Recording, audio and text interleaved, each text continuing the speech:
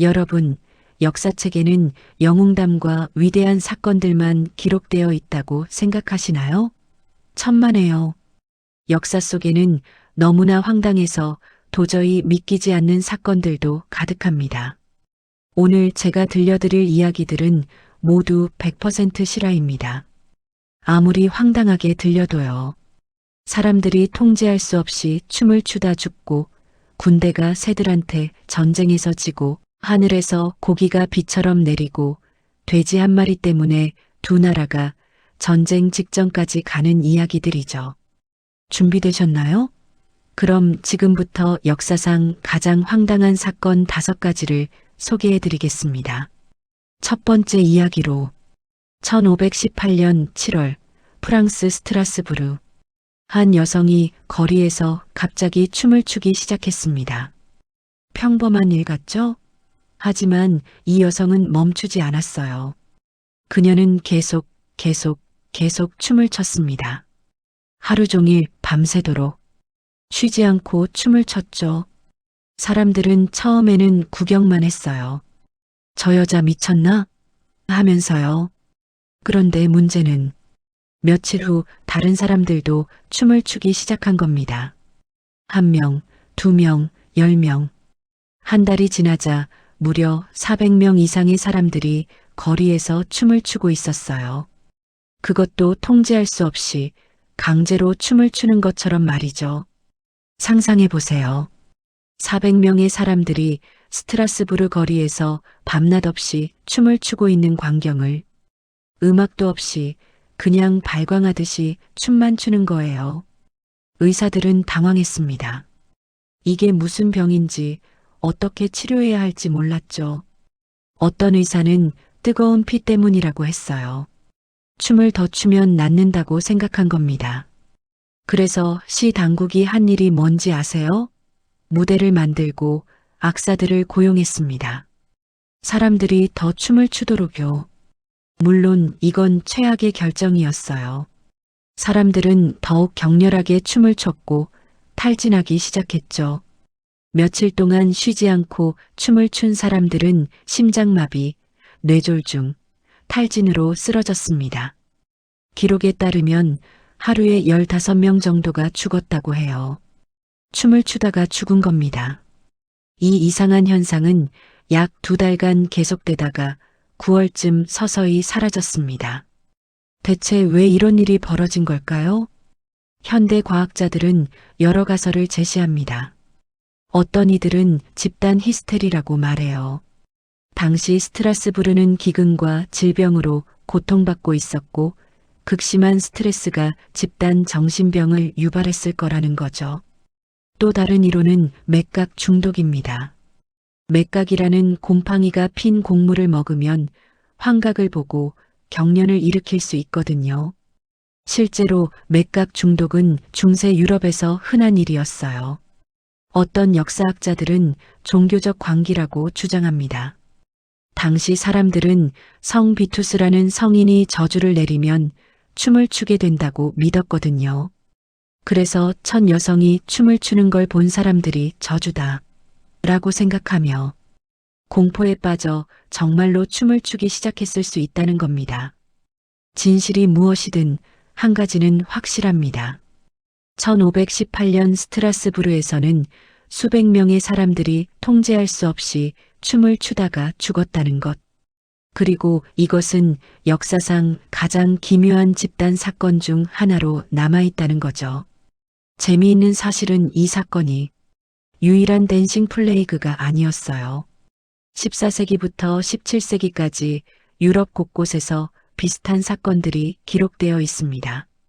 하지만 1518년 스트라스부르가 가장 유명하고 가장 잘 기록된 사례죠. 두 번째 이야기는 돼지 한 마리가 일으킨 국제 분쟁입니다. 자, 이제 정말 웃긴 이야기를 해볼까요? 1859년 미국과 영국이 전쟁 직전까지 간 적이 있습니다. 원인이 뭐였을까요? 영토 분쟁? 무역 갈등? 아니요. 돼지 한 마리였습니다. 배경을 설명하자면 당시 미국과 영국은 태평양 북서부 지역, 특히 산호안 제도의 소유권을 놓고 애매한 상황이었어요.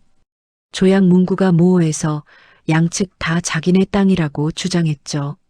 산호안 섬에는 미국인 정착민들과 영국의 허드슨 베이 회사 직원들이 함께 살고 있었습니다. 긴장은 있었지만 대체로 평화롭게 지냈어요. 그러다 1859년 6월 15일 운명의 그날이 찾아왔습니다. 라이먼 커틀러라는 미국인 농부가 자기 감자밭을 확인하러 갔습니다. 그런데 감자밭이 엉망이 되어 있었어요. 누가 파헤친 거죠? 범인은 커다란 검은 돼지 한 마리였습니다. 찰스 그리핀이라는 영국인이 소유한 돼지였죠. 이 돼지가 울타리를 넘어와서 커틀러의 감자를 먹고 있었던 겁니다. 커틀러는 화가 났어요. 이게 처음이 아니었거든요.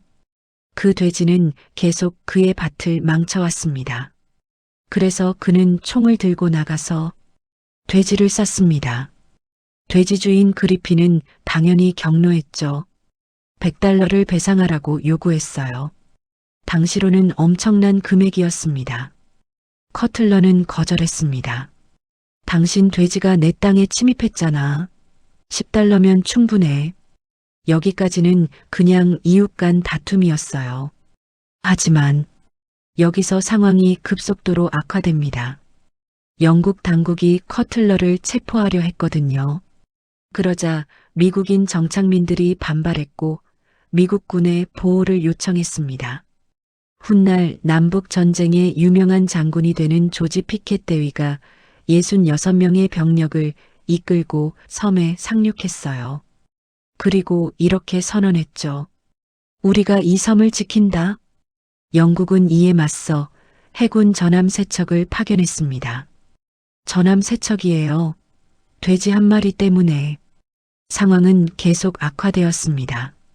미국은 병력을 461명까지 증강했고 영국은 전함을 5척으로 늘리며 2,000명 이상의 병력을 집결시켰어요.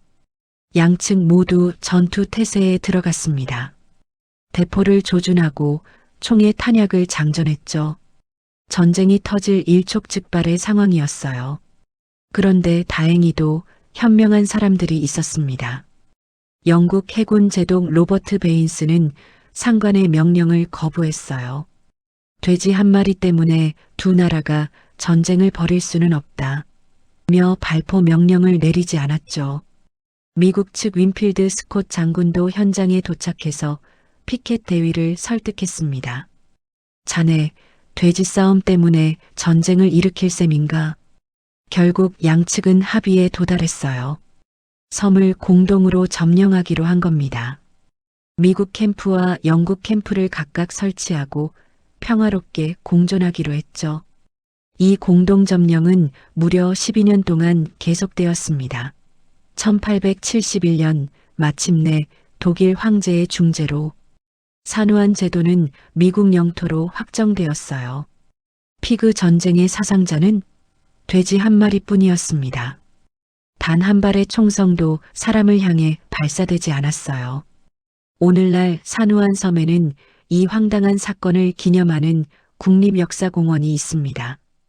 그리고 매년 돼지 전쟁을 재현하는 행사가 열리죠. 아마도 역사상 가장 웃긴 전쟁을 기념하는 유일한 공원일 겁니다. 세 번째, 켄터키 고기비 이야기입니다. 1876년 3월 3일 켄터키주 바스 카운티. 맑고 화창한 날이었습니다. 크로우치 부인이라는 여성이 집 앞마당에서 비누를 만들고 있었어요. 평범한 일상이었죠. 그런데 갑자기 하늘에서 뭔가가 떨어지기 시작했습니다. 빗방울이 아니었어요. 눈도 아니고 우박도 아니었습니다. 그것은 고기였습니다. 네, 고기요. 살덩이가 하늘에서 비처럼 내리고 있었던 겁니다. 크로우치 부인은 충격을 받았죠. 당연히요. 여러분이라도 갑자기 하늘에서 고기가 떨어진다면 놀라지 않겠어요? 고기 조각들은 약 100m 범위에 걸쳐 떨어졌습니다. 크기는 5cm에서 10cm 정도. 몇 분간 계속해서 떨어졌다고 해요. 소식이 퍼지자 마을 사람들이 모여들었습니다. 그리고 용감한 두 남자가 그 고기를 먹어봤어요. 네, 정말로요. 그들의 증언에 따르면 양고기나 사슴고기 맛이었다고 합니다.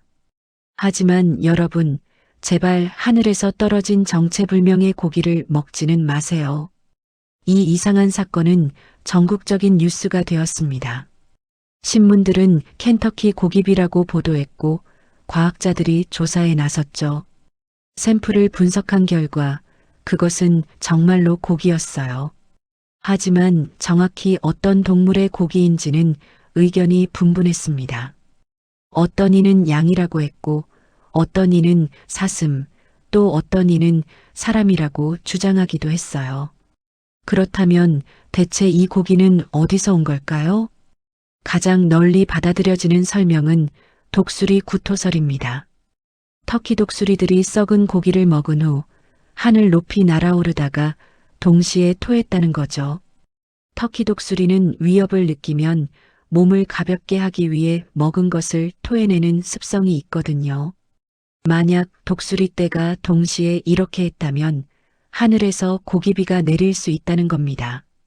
하지만 이 설명도 완벽하지는 않아요. 목격자들은 새떼를 보지 못했다고 증언했거든요.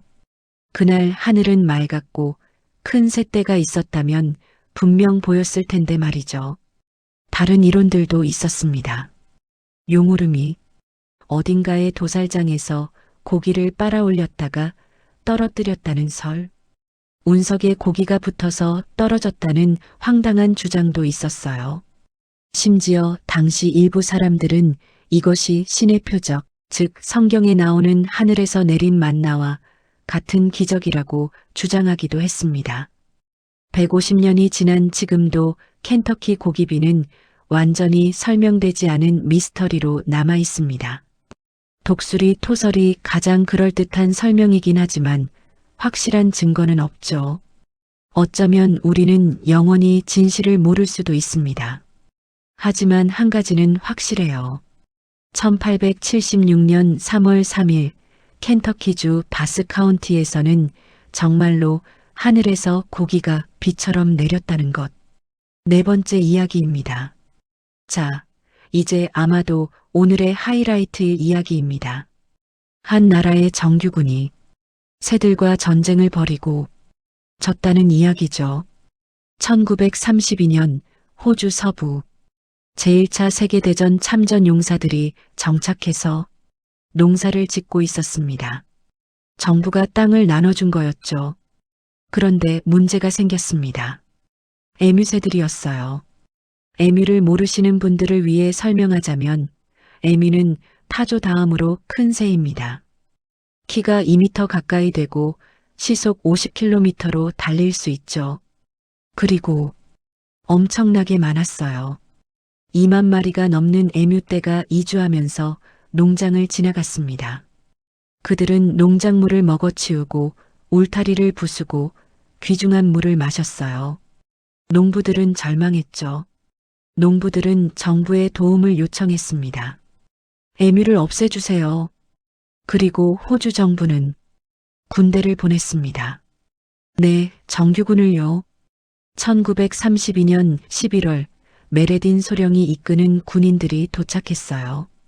장비는 루이스 기관총 2정과 탄약 1만 발. 새떼를 상대로 기관총을요. 국방부 장관은 이렇게 말했습니다. 이번 작전은 군사훈련도 겸할 것이다. 즉, 움직이는 표적 사격 연습이라는 거였죠. 처음에는 쉬울 것 같았어요. 새들이잖아요. 기관총이면 쉽게 해치울 수 있을 거라고 생각했죠. 하지만 에뮤들은 생각보다 훨씬 똑똑했습니다. 첫 번째 교전에서 군인들은 에뮤 무리를 발견하고 사격을 시작했어요. 하지만 에뮤들은 즉시 흩어져서 다른 방향으로 달아났습니다. 그리고 너무 빨라서 조준하기가 어려웠죠. 메레딘 소령은 새로운 전술을 시도했습니다. 트럭에 기관총을 싣고 움직이면서 쏘는 거였어요. 하지만 울퉁불퉁한 지형에서 트럭이 흔들려서 제대로 조준할 수가 없었습니다. 설상가상으로 기관총이 자주 고장났어요. 먼지와 열기 때문이었죠. 며칠 후 메레딘 소령은 보고서를 제출했습니다.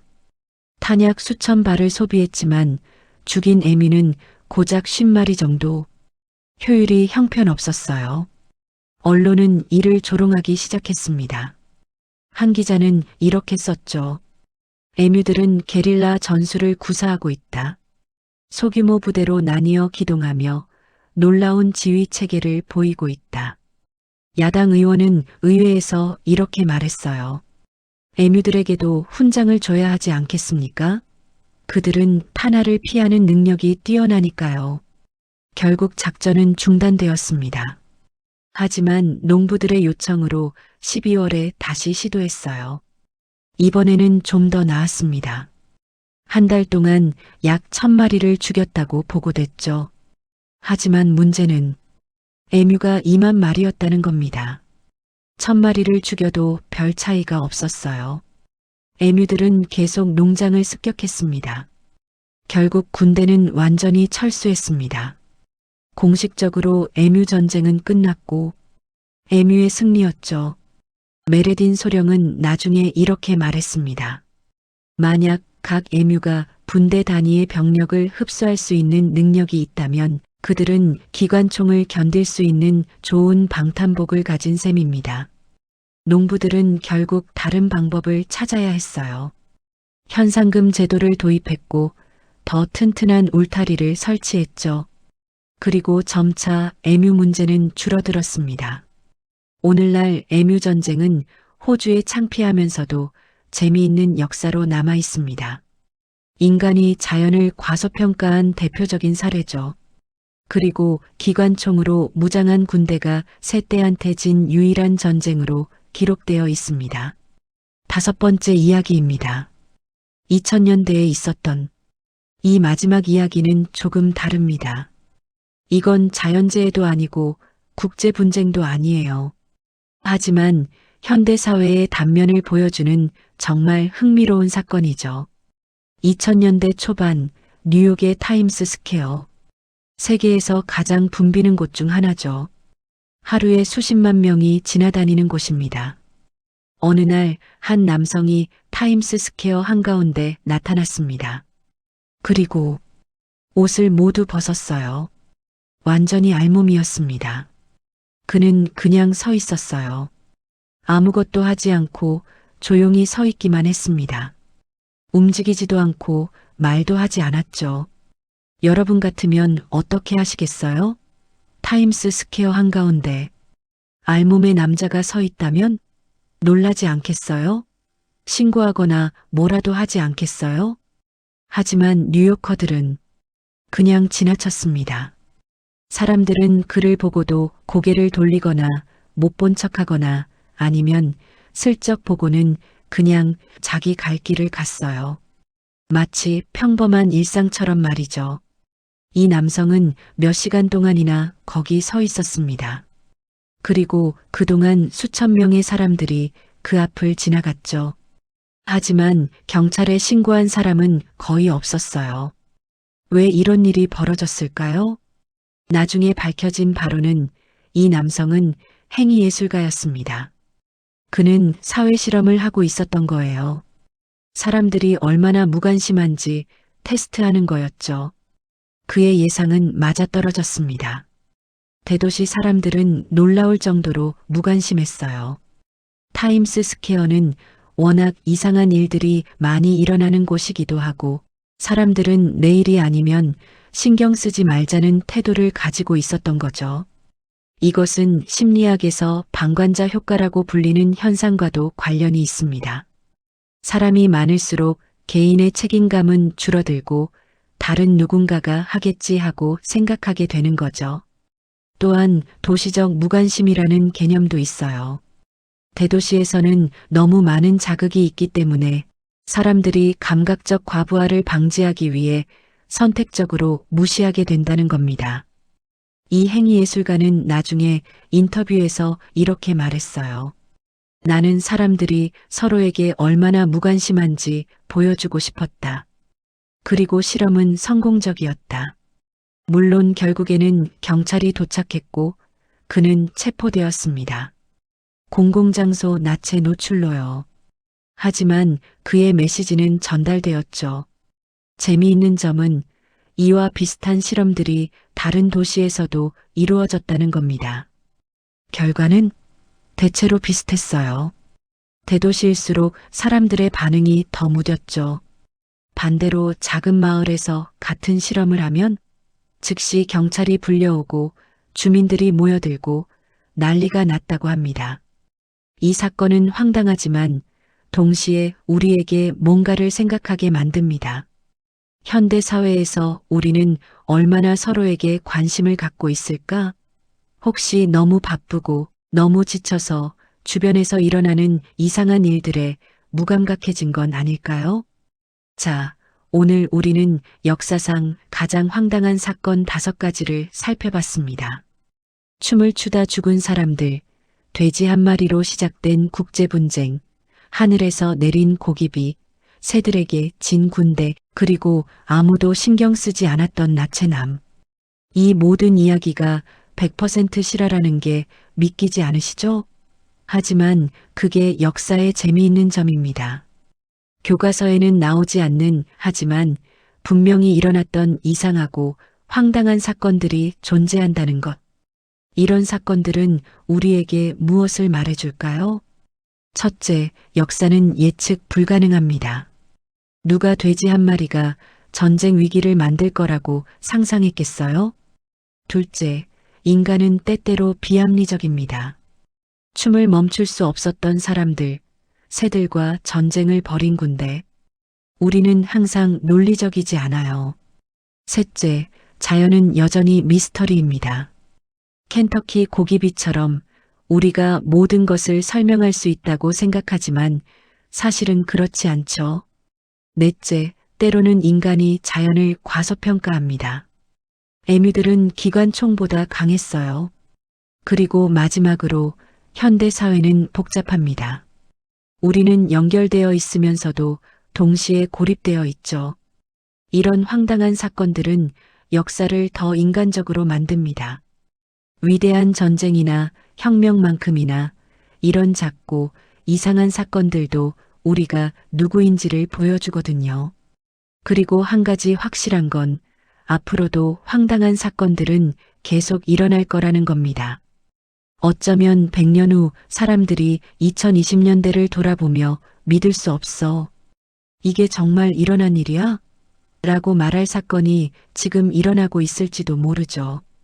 여러분도 주변을 잘 살펴보세요. 혹시 아나요? 여러분이 다음 황당한 역사의 증인이 될지. 그럼 오늘 이야기는 여기까지입니다. 믿을 수 없지만 실제로 일어난 이 황당한 사건들을 기억해 주세요. 그리고 다음에 누군가 역사는 지루해라고 말하거든 이 이야기들을 들려주세요. 시청해 주셔서 감사합니다. 구독, 좋아요 부탁드립니다.